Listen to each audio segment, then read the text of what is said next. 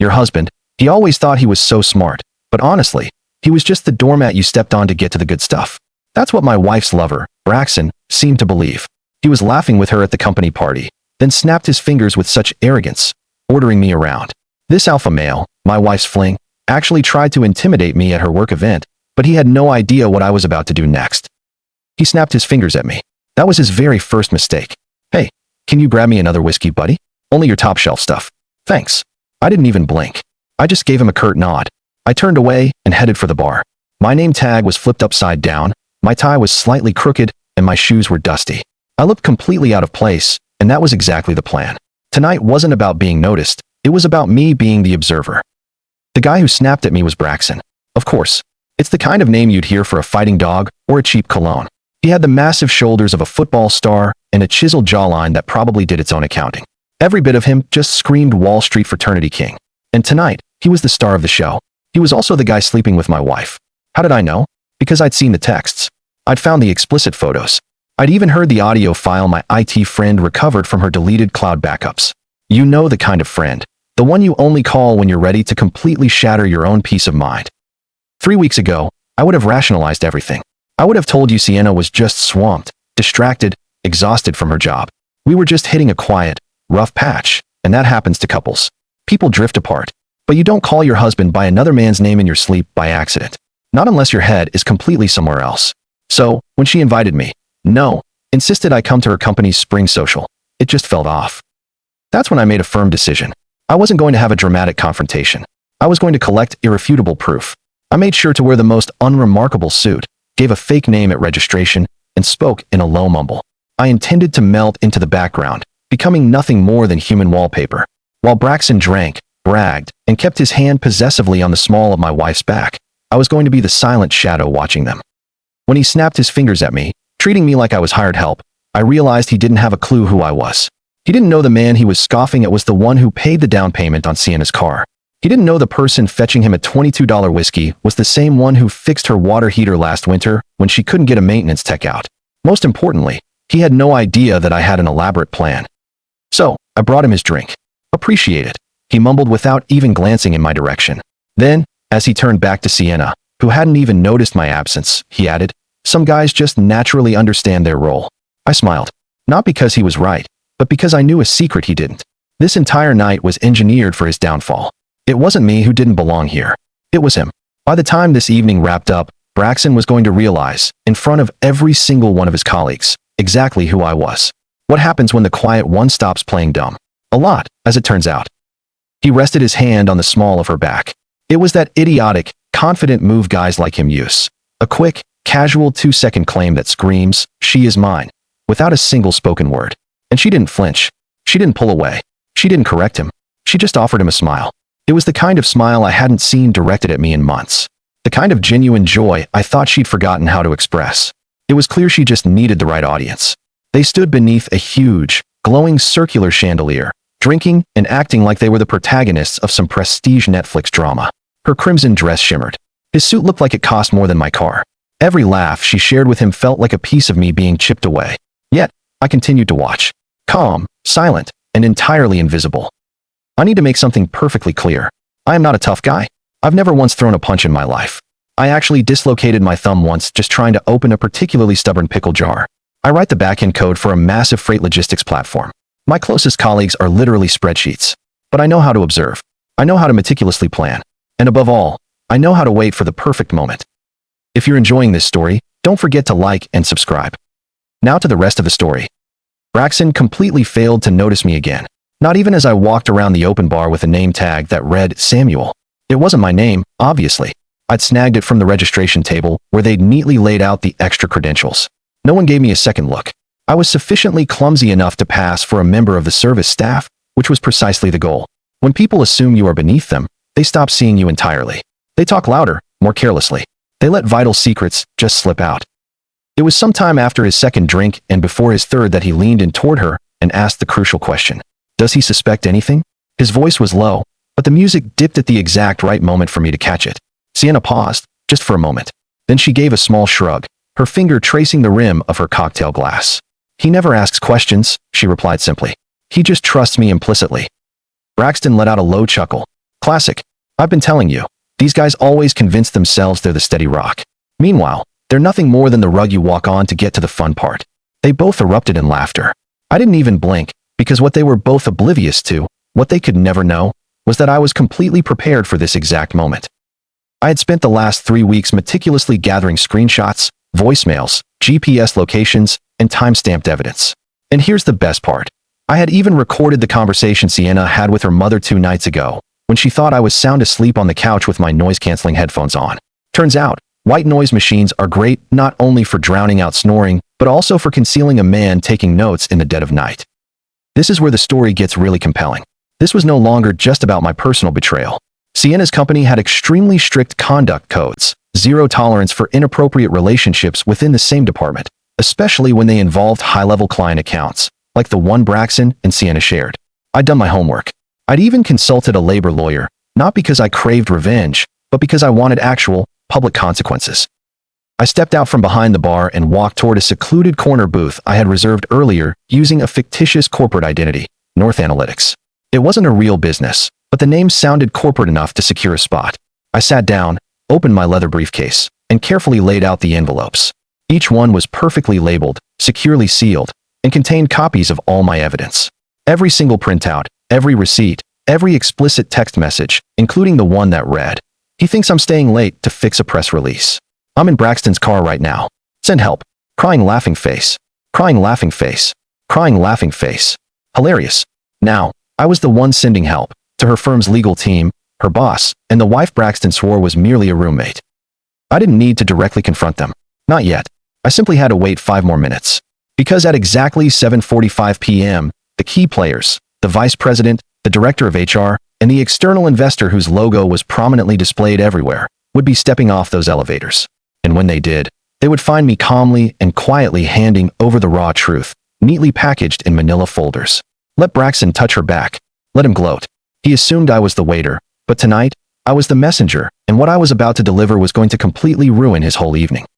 The moment she caught sight of me sitting in that booth, alone, blending into the strategically dim lighting, I saw a flicker in her eyes.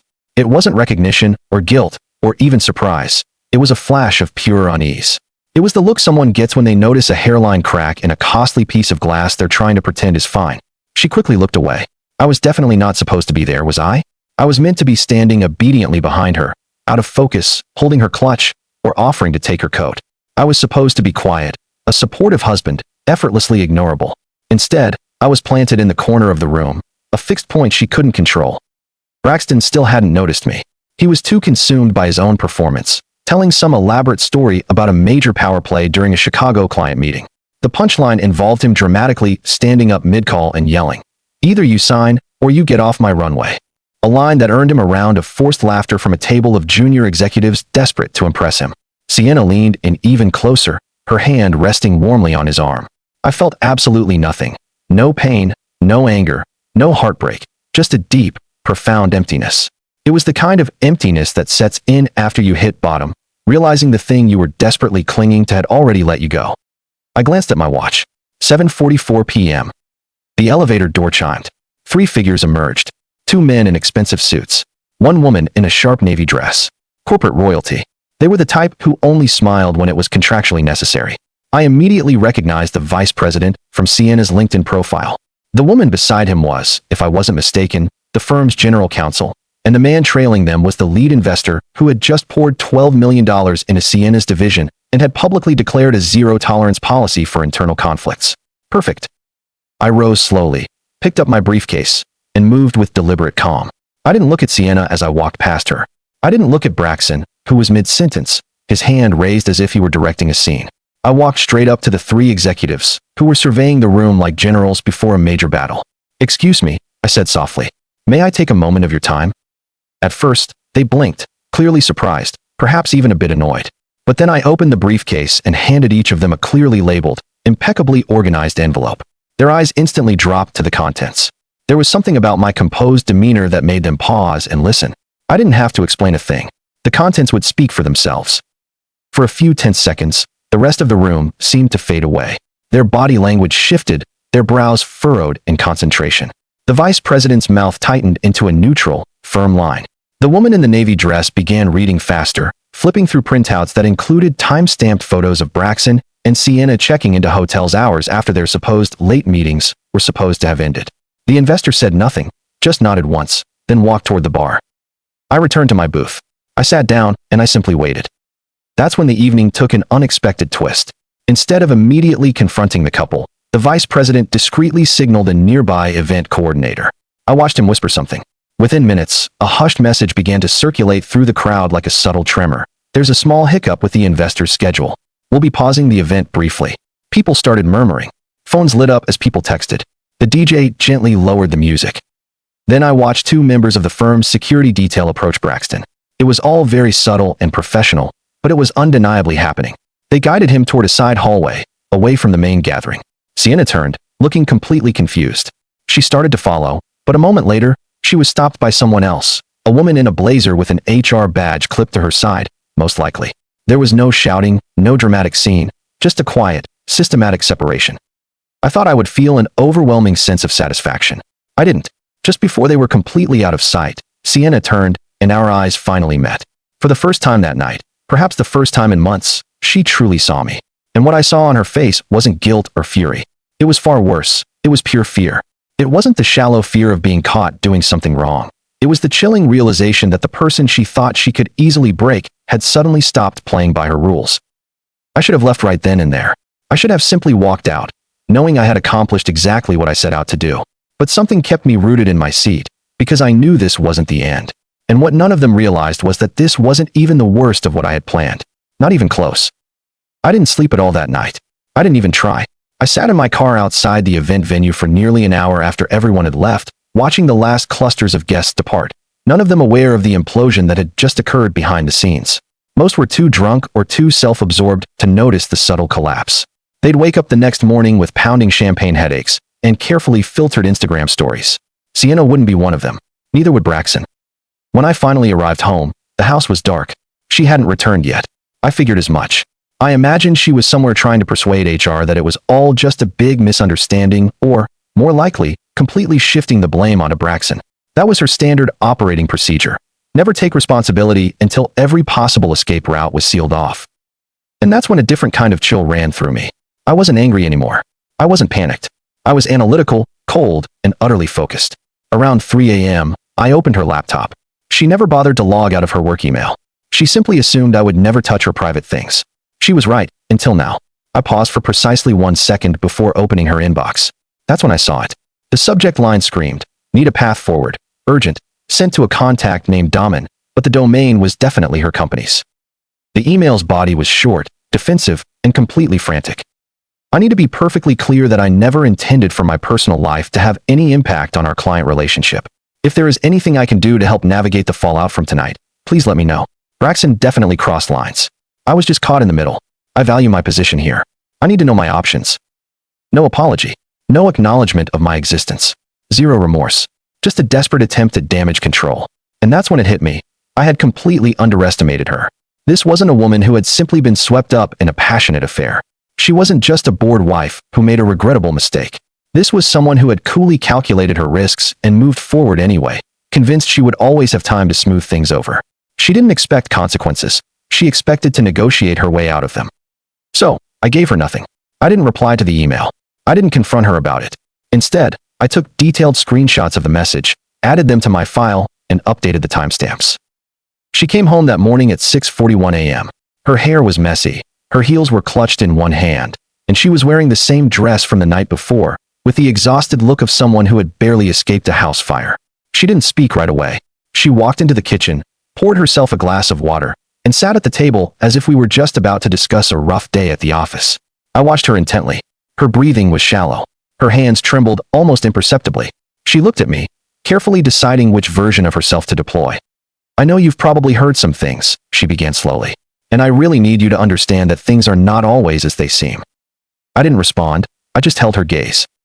She continued, "Braxton is, he absolutely crossed a line. He's been inappropriate for quite a while. I never wanted things to get complicated.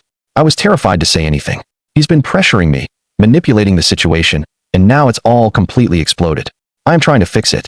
I'm trying to protect us." Protect us. Those two words were like a sharp slap across my face. She wasn't even attempting to deny the affair. She was instantly reframing it, casting herself as the victim and spinning the narrative before the real truth could take hold. I could have confronted her right there. I could have thrown the printed emails onto the kitchen table, but I didn't. Because the moment she said protect us, I realized something new and profound. Sienna wasn't just afraid of losing her lucrative job.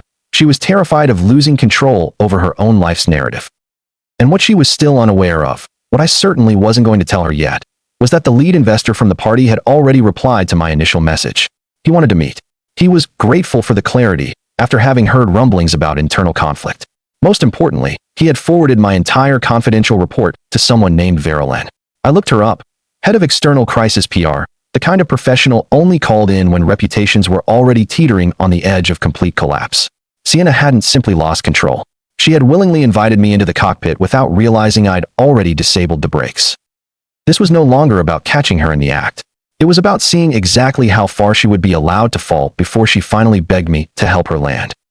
The second crack in her armor appeared 2 days later. Not in our marriage, that was long past saving, but in her carefully constructed professional facade. Up until this point, Sienna still believed she could smooth things over with charm, heartfelt apologies, and perhaps a few strategic emails. She kept a very low profile, worked punishing hours, and replied to every single message as if her job depended on the exact wording of every syllable, acting as if typing fast enough would somehow prevent reality from catching up. But she didn't know about Vera, and she definitely didn't know about the silent communication between Vera and me. It began with a phone call. I was sitting in my car outside the dry cleaners, wondering if I should even bother picking up the suit I wore that party night, when my phone vibrated with an unknown number. I nearly let it go to voicemail, but some instinct told me to answer. Mr. Rundle? The voice was cold, precise, and completely controlled. This is Verilyn. I understand you've been in contact with Mr. Durbin regarding the internal conduct issues at CVY Strategis. I straightened up in my seat. Yes, I submitted some documentation. You submitted a surgical strike, actually, she corrected me, which frankly has saved us weeks of corporate chaos. I don't typically contact outside parties directly, but your submission was remarkably precise, and you clearly knew exactly who needed to see it. You possess a distinct talent for clarity. That may be the first genuine compliment I've received in months, she continued. I would like to invite you to a meeting. Off the record, naturally. There are implications to the material you provided that reach far beyond simple HR violations. That made me truly pause. Implications. What she was unaware of, or perhaps she did know, was that I still hadn't sent her everything. The information I had given the firm was enough to thoroughly expose Braxton's behavior and raise serious red flags about Sienna's conduct, but it was nowhere near the entire story. Not by a long shot. I agreed to the meeting. It took place the very next morning in a private suite at a discreet boutique hotel downtown. When I walked in, Vera was already there, holding a tablet. Her silver hair was pulled back into a severe bun that looked tight enough to cut marble. She dispensed with small talk, simply tapping the screen and turning it so I could see. Sienna's face filled the screen. It was a video. I didn't recognize the setting immediately. Then I did. It was a clip taken at a late-night after-party I hadn't known about. She was visibly intoxicated, sitting directly on Braxton's lap, whispering something in his ear, and laughing with the easy familiarity of a college freshman. The camera angle was slightly overhead. She was officially representing the company at this event, Vera stated dryly. The man next to her is in direct conflict with a major client she was scheduled to pitch 2 days later. That client has since pulled their entire account. I blinked. I didn't record that video. I know. There was a deliberate, weighty pause. We believe Braxton's conduct was not an isolated incident, and we now believe your wife may have actively facilitated more than one inappropriate blurring of business and personal interests. Which means this isn't just a scandal, Mr. Rundle. It is a genuine legal liability. She leaned forward intently. You are not merely the betrayed husband in this narrative. You are the only person who appears to have connected all the necessary dots before this whole thing detonated. You understand paper trails, patterns, and human behavior. Most importantly, you were observing when everyone else was busy performing. I need someone who truly grasps what is at stake here. Someone whose emotions have already been completely carved down to the bone. I do not require anger. I require a clear, cold perspective. I didn't nod. I didn't smile. But I didn't refuse either. Because in that precise moment, I finally realized the power dynamics had shifted irrevocably. Sienna had always positioned herself as the ultimate power player, but now she was the devastating headline, and I was the ghostwriter she never imagined would turn up in the story. The first time I saw Sienna truly cry during this whole ordeal wasn't because she was remorseful. It was because she finally understood she had completely lost control of the narrative. It happened 5 days after the party. 5 days that felt like a relentless, suffocating collapse. On the surface, things were eerily quiet. There were no raised voices, no screaming arguments. We were still coexisting in the same house, still passing each other silently in the hallway like uncomfortable strangers sharing an Airbnb. But the silence had become something menacing. It was heavy, it was predictive, like the absolute calm before a court verdict is read. That morning, she sat slumped on the edge of the bed, her phone glowing in one hand, the other pressed hard against her temple. Her inbox must have been a war zone. She was biting her lower lip, the way she always did when she was trying desperately to hide a tremble. I didn't utter a word. I stood silently in the doorway holding a mug of coffee, waiting to see which new version of her would attempt to emerge. She didn't speak for nearly a minute. Then, finally, someone leaked internal footage to the legal department. I took a slow sip of my coffee. Footage. Her eyes flickered up at me for the briefest second. From that night, Zlatan Inver's private Slack. I was certain it was all deleted. It wasn't because I possessed it and had leaked it yet, but because I was no longer the only person watching. Someone else within her own company had begun pulling at the same loose thread. Perhaps it was a person she had dismissed or crushed. Perhaps it was someone who had quietly watched Braxton strut around like a minor deity and Sienna pretend she was completely untouchable. Regardless, the storm was now approaching from multiple directions. The walls were rapidly closing in. I didn't need to say anything at all. She was completely unraveling without my involvement. That same afternoon, Vera sent me a text. Just one, short line. She's desperate. Stay silent. You're winning. It didn't feel like winning, though. It honestly felt like I was calmly watching someone I once deeply loved drown in the metaphorical water she had poured herself, and I was holding the lifeline without throwing it. I desperately tried to convince myself this was simple justice. But there were sharp, intrusive moments when I questioned if I was turning into something worse than a merely betrayed man. I was becoming disturbingly addicted to the feeling of power. Later that night, Sienna actually knocked on my office door. That alone was completely odd. Neither of us had bothered to knock in years. She came in slowly, wearing an oversized hoodie that wasn't hers and no makeup, a silent appeal to remind me she was still a human being. She sat on the very edge of the sofa and took a deep, shuddering breath. "I know you hate me," she whispered. I offered no answer. "I don't expect you to forgive me, but I need you to finally understand something. Braxton was just an escape. It was never about love. It wasn't about trying to replace you. It was about feeling important again, feeling like I still possessed power somewhere. But he used me, treated me like I was completely disposable. And now," she choked up, "now it's all gone. Your shield, your leverage, your edge," I thought to myself. She looked up at me with red-rimmed, yet dry, eyes. "If I lose this job, I don't honestly know who I am anymore." There it was, the core truth of everything. This was never really about me. It never had been. It was about her carefully constructed identity, who she became when the professional world treated her as a major player, and the terrifying person she was afraid of becoming if all of that was stripped away. And for a fleeting moment, I almost felt a pang of pity for her, almost. But then she added something that made my stomach clench. "If you could just speak to Vera, tell her it truly wasn't what it looked like. I know she respects you. I know you talked to her. Just help me try to put the pieces back together." I stared hard at her. She wasn't begging for genuine forgiveness. She was asking for an emergency lifeline. She still believed I fundamentally wanted to protect her. And for a split second, I actually thought maybe I did. But then I vividly remembered all the nights I lay wide awake, wondering why my wife stared at her phone more than she ever looked at me. The endless excuses, the gaslighting, that unique smile she gave Braxton, the one she claimed she couldn't remember. So, I said the one thing she was completely unprepared for. "I'm not here to protect you anymore, Sienna. I'm here to make sure you finish exactly what you started." Her face completely froze, as if I had just disconnected her from the Matrix. Her mouth opened slightly, but no words came out. In that instant, she looked so incredibly small, and that's when I knew. It wasn't me who had been permanently broken. It was me who had walked through the fire and just kept on going, and she was only now realizing that the fire hadn't stopped burning behind me. The company conference had been scheduled a full month before the scandal finally erupted, but they didn't cancel it. That's the nature of corporate machinery. Even when essential parts fall off, the machine simply keeps churning. The PR team made a desperate attempt to spin the event, framing it as a shining example of resilience and corporate reinvention, which was deeply ironic considering two of their main keynote speakers were no longer employed. Braxton's name was completely erased from the agenda, as if he had never existed. But Sienna, she was still on the program, still listed as the Director of Strategic Communications, still standing directly under the spotlight, even though she was a mere whisper away from total professional drowning. I wasn't supposed to be there.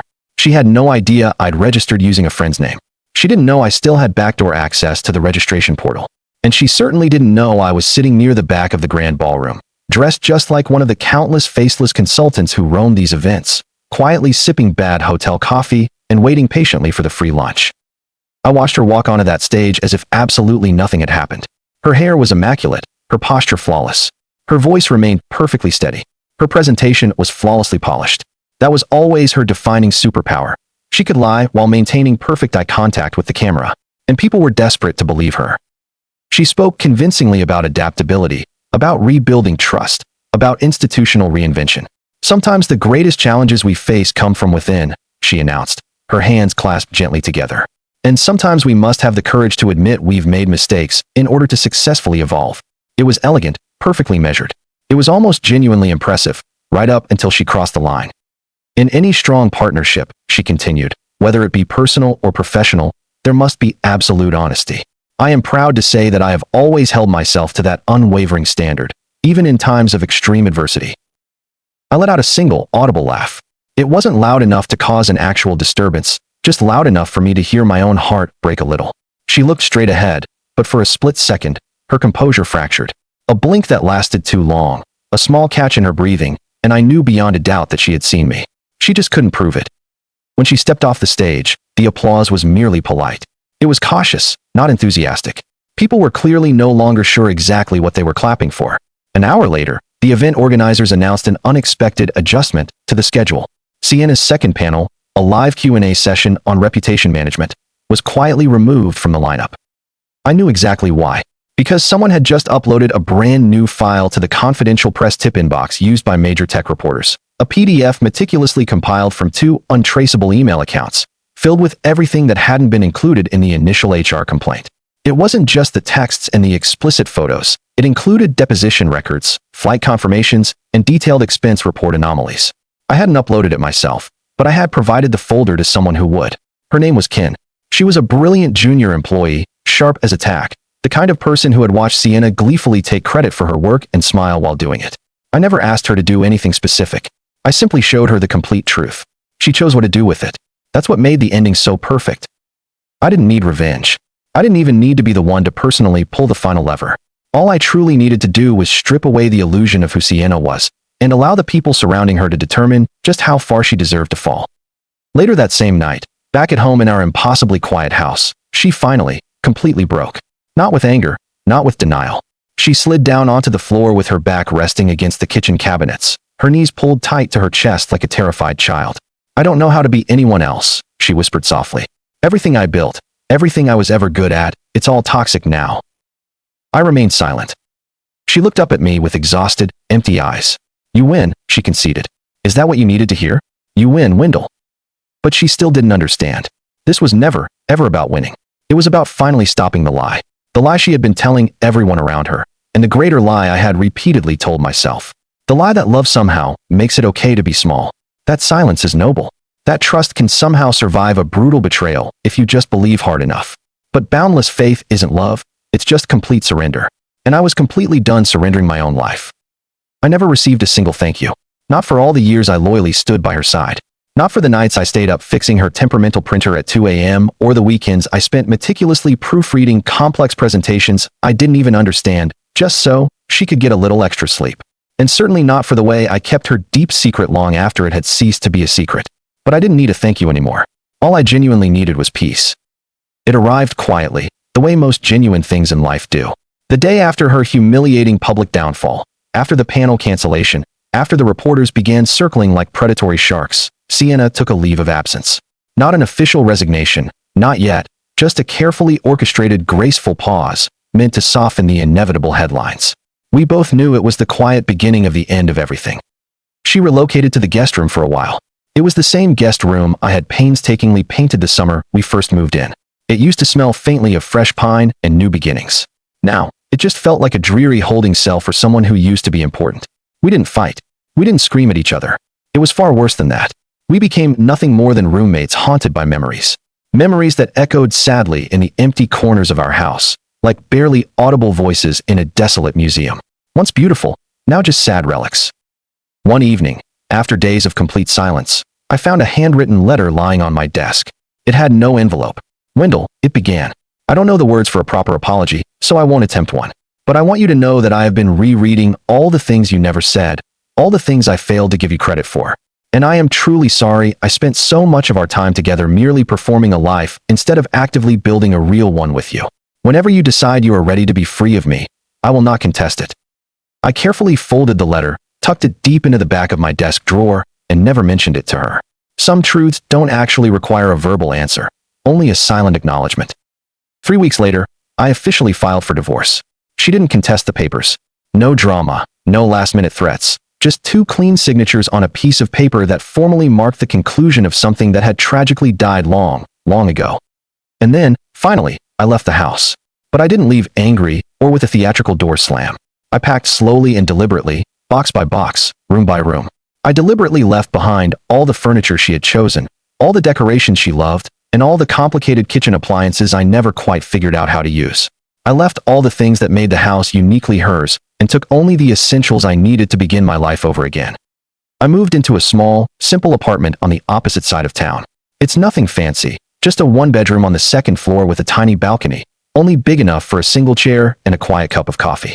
But for the very first time in years, I wake up in the morning without automatically holding my breath. I take long walks. I cook very badly.